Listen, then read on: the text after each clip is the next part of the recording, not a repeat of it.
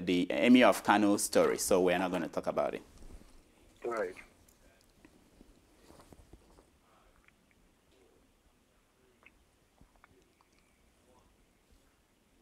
Welcome to the Roundtable. My name is Rudolph Okonkwo. This is a special edition of our show.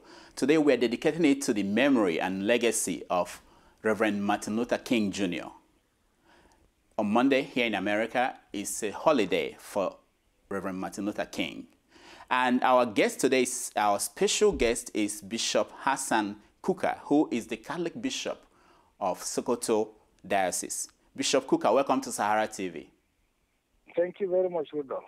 Let me start by asking you, sir, what does Martin Luther King mean to you? Well, you know, I mean, he means a million things. You know, in 1979, when I was a student at the University of Bradford, and I was doing a master's program on peace studies. That was when I stumbled on Martin Luther King, and actually wanted to do my master's thesis on him. So he's a man that has been a source of great emotions for me as an African and as a man of the church.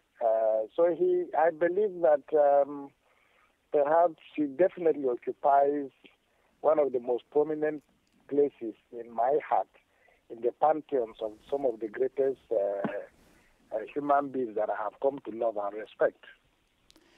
Yeah, Reverend King talked about social justice and social gospel. He championed the cause of the poor and the oppressed. In fact, he said he called himself a drum major for justice. Do you think that Nigeria needs a drum major for justice, or do we have any? Well, you know, Martin Luther King lived at a completely different period of time in world history. And I think perhaps at that time we required drum majors. But if you know what a drum major is, he beats the drums and others follow. The whole question of leadership now is taking a completely new dimension. So we're not looking for somebody to follow now, which is, in my view, is one of the biggest mistakes Africans are making. Well, the rest of the world is not thinking about people to follow. Leadership has become so diversified that we're not looking for some big man, whether it's the likes of the Mandelas or the Nkrumahs or the Nnamdi Azikiwes or the Sadonas and the Seda Senghors. All those people have had their time. What Africa needs now is something a bit slightly different from those people, in part because younger people are getting access to more information than they had before. People have become more sophisticated and more educated. A lot of things are available. The Mark Zuckerbergs, are now sources of inspiration. So, but to answer your question, I think that to understand Martin Luther King very, very clearly, it's to appreciate the fact that he didn't just talk about justice in relation only to law. He always fell back, and he fell back in his major speeches on the American legacy itself and the American Constitution as sources for inspiration for some of the things he was talking about. Largely, he held before white America the contradictions of the Constitution and the fact that America was actually not honest enough to live by the promises of the Emancipation Declaration and the American Constitution itself. This is what you find in the I Have a Dream speech. So I think that rather than thinking about drum majors, it is actually the level of understanding of the issues relating to justice by ordinary Africans themselves, and that the context for justice doesn't necessarily just require that we look around at who is going to be our leader. Okay, so let's look at this. King said, and he believed that it is part of his religious duty to not just pray, but to take action. Are you satisfied with what religious leaders in Nigeria are doing beyond praying for the country? I think it's important it's important to understand the context of the role of religion in public life. We tend to focus more on the role of religion in politics. But also, we must forget that religion has a role to play in individual life, in family life, in community life, in the financial world, in music, or in any other form of life, really. But I think our focus has always tended to be on religion. On politics. Forgetting that, as you saw with the collapse of the world economy in 2008, the moral issues are not just issues of condemning elections and the bad practices of politicians.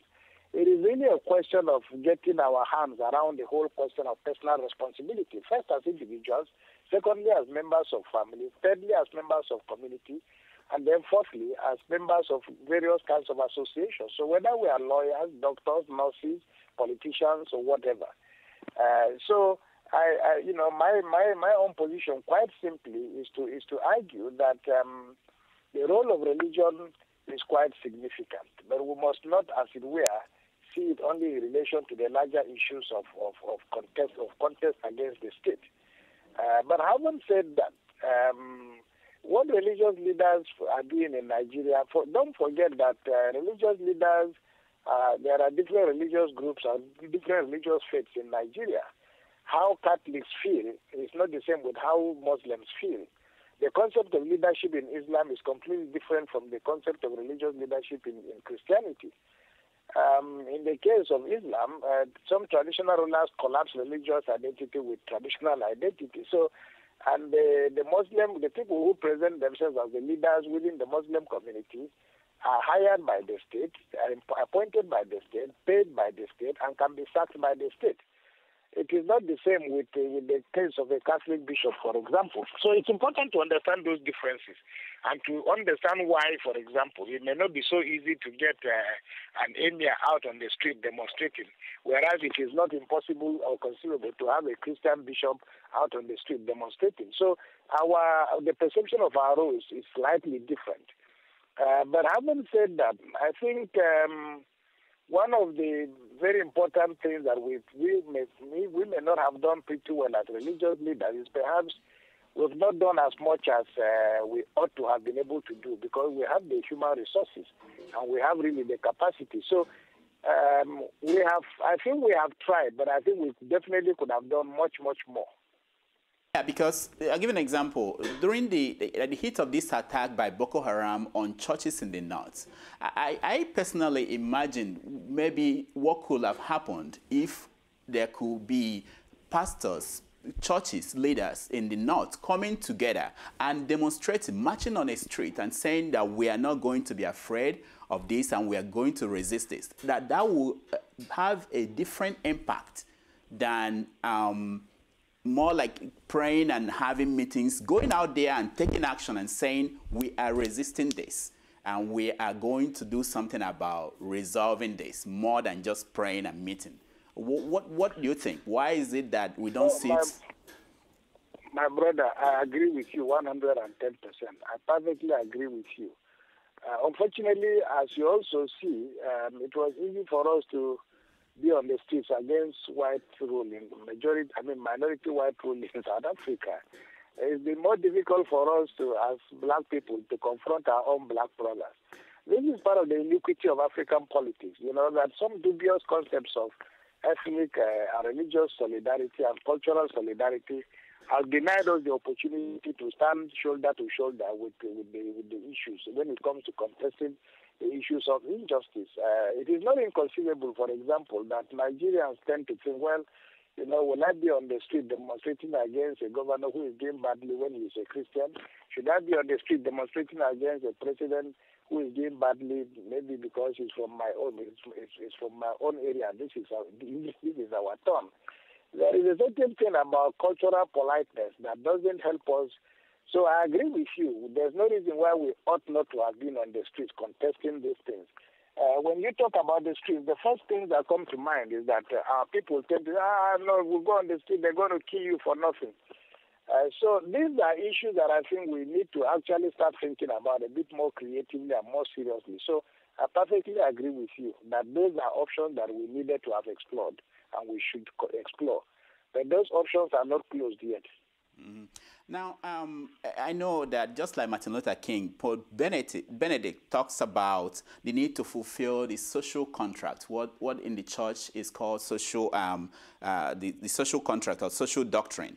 Do you think that the church in Nigeria, the one that you are part of, the Catholic Church, is fulfilling that responsibility, and how?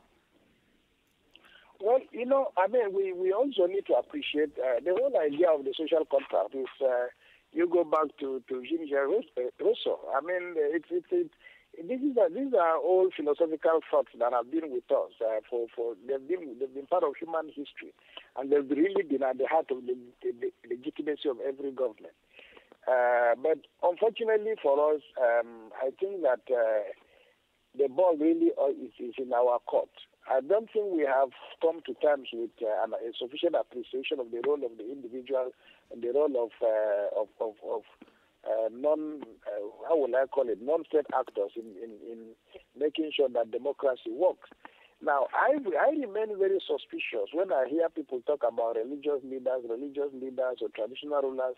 These institutions, religious leaders were important when Nigeria was under military dictatorship, in the same way that the likes of Archbishop Tutu were important when apartheid was on.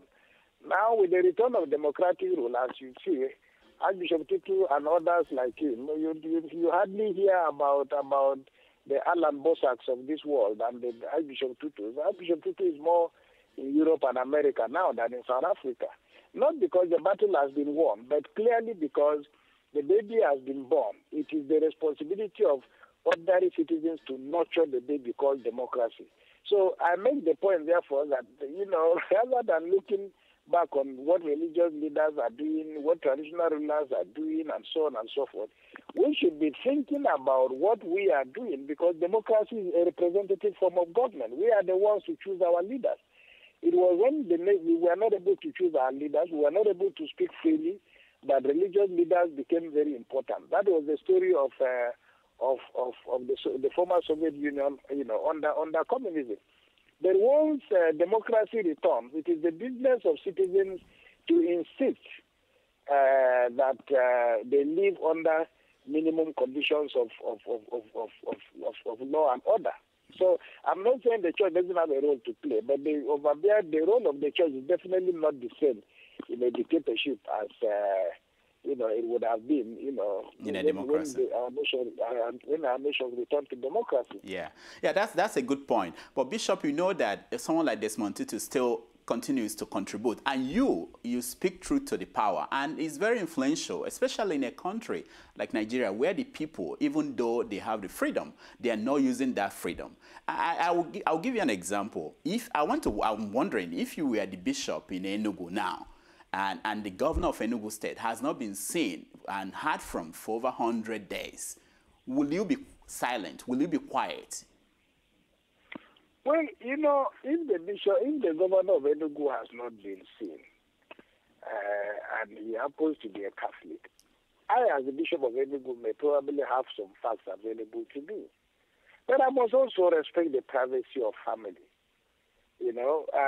Again, there are members. Again, I might have my view, and it is interesting. The Anglican Bishop of Enugu was speaking fire and brimstone the other day, asking why he would not be allowed to see the governor. The next day, the same newspaper ran a story with the Catholic Bishop of Enugu Diocese, who had this completely different point of view altogether.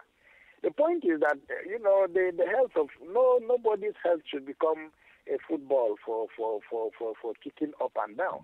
But again, there are institutional processes in place, which is that there is a state house of assembly. Okay, it is their business.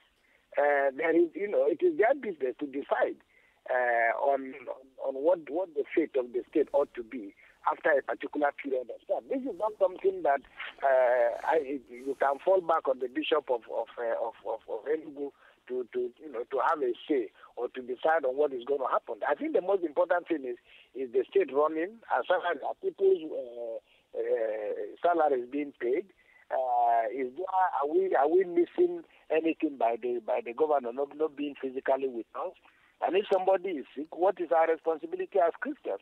I'm not a politician, but if my governor is sick, for example, I would be more interested in his state of health, but I also know that knowing it I've got very little to contribute.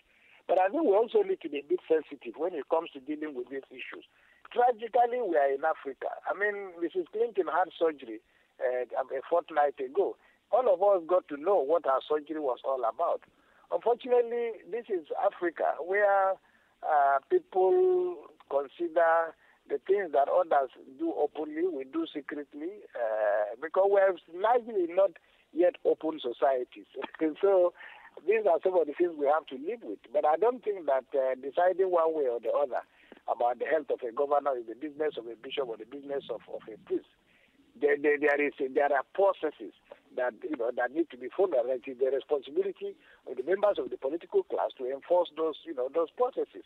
As you saw with the health of Yaradua, when his family wouldn't cooperate with the Nigerian state, it was the National Assembly that moved in, invoked the doctrine of necessity, and resolved the matter. Now, let me go to the speech you made at the funeral of Governor Patrick Yakowa, which was very profound. You said something that attracted my attention. You said, and I quote, "Let us reverse the divisive, ugly, and pernicious past, which was constructed by men who had the hearts of apartheid. By pursuing the politics of exclusion, these men and women merely destroyed both the noble faith of Islam and the North that its founders dreamt of." Who are these men, Bishop? And does that include a man who said that Governor Yakowa and General Azazi perished while plotting against the Muslims? Well, frankly, what I said with all sense of conviction, and the things I said are things I have written about. My Facebook, Religion, Politics and Power, dealt with power politics in northern Nigeria.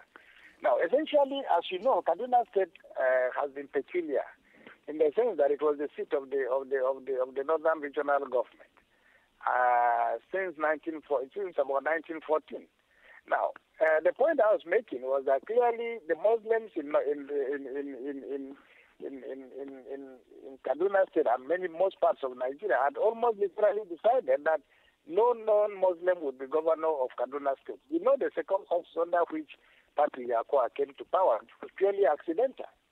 Now, and I made the point that even under the military, where governors, Christians were governors in different parts of Nigeria, Muslims were governors in different parts of Nigeria, Kaduna was the only state, perhaps along with Sokoto, where no non-Muslim ever became governor.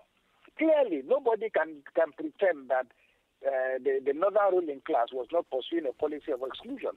The things I said are verifiable, and I also said that for until 1999, when the same Patrick Yakowa was a federal minister, under a representative government, not a single person had ever represented Kaduna State as a federal minister, as a federal permanent secretary, as an ambassador, or any federal position for that matter.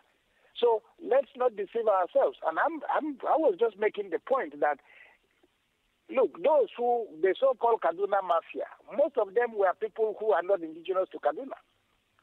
Now, my argument is that, and the facts bear me out, if you look at the records, there are over 100 federal projects spread across Kaduna State. None of those federal projects is in the southern part of Kaduna State, not even one. Secondly, it's also, to make the point, there isn't a single industry that has been cited by the state or federal government outside the northern part of Kaduna State. Now, my argument then was, if people govern Kaduna pretending to use Islam as a blanket, I would be happy if after over 40 years, Muslims, as a result of this policy, are the richest people in Kaduna State. They are the most healthy people in Kaduna State because they have been well fed. They are also the most educated people in Kaduna State because of their privileges, and so on and so forth. If those were the issues, we can say that by the time apartheid ended in South Africa, the average white person was a privileged citizen. And my argument is that the evidence does not bear us out. which is that after 40 or 50 years of this rascality, the Muslims are still the poorest people in Nigeria. The Muslims are still the most uneducated people in Nigeria. The Muslims are still the most socially ostracized. And I'm not saying this because I'm happy. I'm not happy, but I'm holding up this vision that we should move away from thinking that people can hold on to power, claiming to be holding it on our behalf as Christians or Muslims. And I will say the same thing to in any Christian situation, anybody who tries to use religion or ethnicity as a means of holding on to power. And for me, this is really what the issues are. That is the point I wanted to explode, to let people understand that we are there to be tempted to think that a particular person should be elected because he's a Muslim and will protect Muslims, or that he's a Christian and will protect Christianity. The central line is that the evidence bears me out. 99% of these people have just only been obsessed with stealing the resources of Nigeria for themselves, and they never lived the true lives of Christians or Muslims. That was really the point I was making. Now, if, as you said, Mr.